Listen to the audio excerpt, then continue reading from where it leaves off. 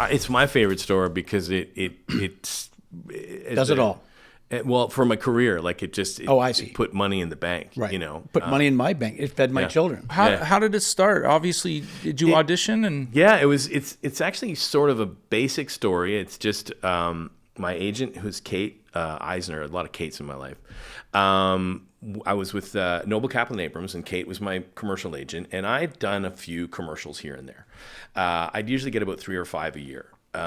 And this came across. The thing I remember the most about this is I just booked my first U.S. national, which was like ka-ching, you know, and then it went away. It was going to be 6 Tide spots. So like in my head, I was like, let's go to Vegas, you know, whatever it was. I was about to have a kid. I was like, Clean up. Let's go. And then it went away, and I was so depressed. And so Kate called, and she's like, I got this commercial.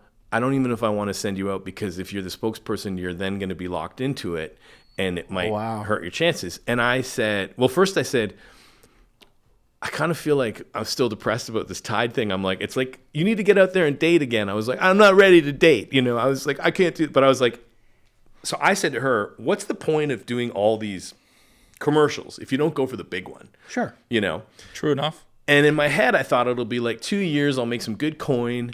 Did they know anything about the duration No. ahead? No. I was gonna even that. Okay, so I'll answer that question. Yeah, In the length of the Totally. So I go in, and I get told by the casting director, Shasta, who's great. Shasta's great. She probably doesn't know this, but she, you know, she frustrated me that day because she just kept saying, be yourself. And I was like, but what version of myself? Like confident. Like, she was like, don't even try. Just like be yourself. I got ADHD. Yeah, exactly. Yeah. Like it's been not diagnosed, self-diagnosed ADHD. And so I left that audition frustrated. I was like, F this. F commercials. I need a break. Like, I don't know what the hell I'm doing anymore. I was just too in my head. I get it. I totally get it. And then Kate called and said, do you have a callback? And I went, oh, okay, I guess I can't say F this, you know. Right. Not yet. So it was on I think it was a Tuesday. It doesn't matter. Fact check this, Blair. But no, you. And I was driving under the same Gardner. It's near that Coliseum. You know. Yeah, right on. And I visualized, I did an interview kind of like this with myself in the car. And I said, how did you know you had the part? And I said, well, it was a tough room because the guys looked tired. But then I made one guy laugh. And then that turned into 2. And then that turned into 3. And I knew when I left that I had the job. Nice. And that is exactly what happened in the room.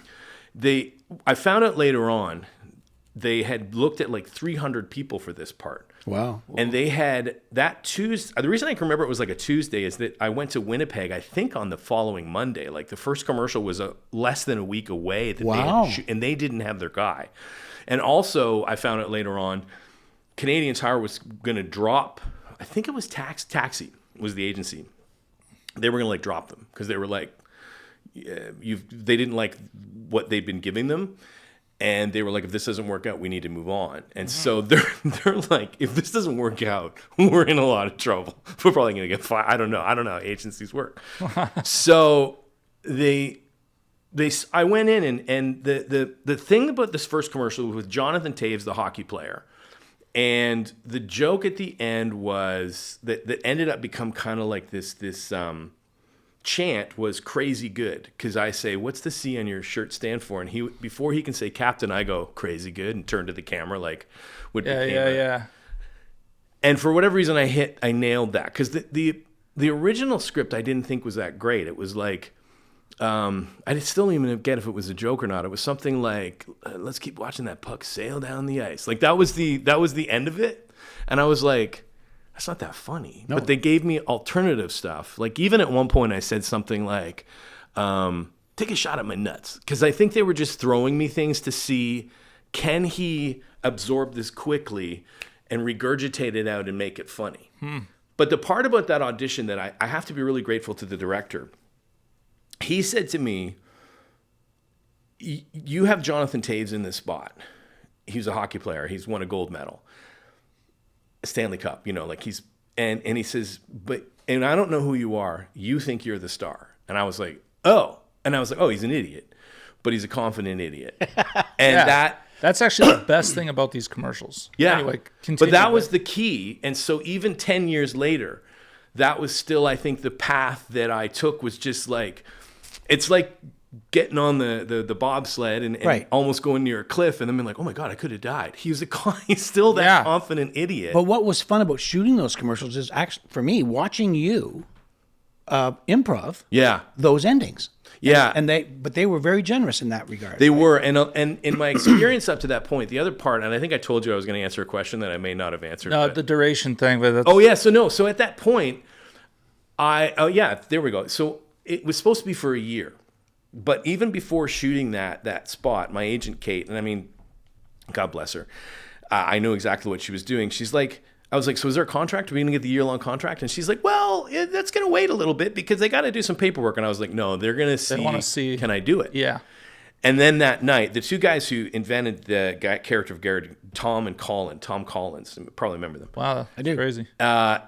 We went out that night after and we had a celebratory couple of drinks. They had a lot to drink because they were like, we have, but they told me on the day of the first commercial that we shot in Winnipeg. And I want to tell you my other story that I love with this. I did a Rocky moment that morning. Like I looked in the mirror. Remember, like there is no tomorrow in Rocky 3. There is no tomorrow. He's looking in the mirror. Mine was like I looked in the mirror and I went, everything you have ever learned in the last, I think it was 38 years, has prepared you for this moment. So you're going to go in there today and you're going to use all that knowledge. Like I had Rockied myself into like that commercial because I knew This is beautiful. Man. if this doesn't work, like I'm not going to keep this job. And I knew I could do it.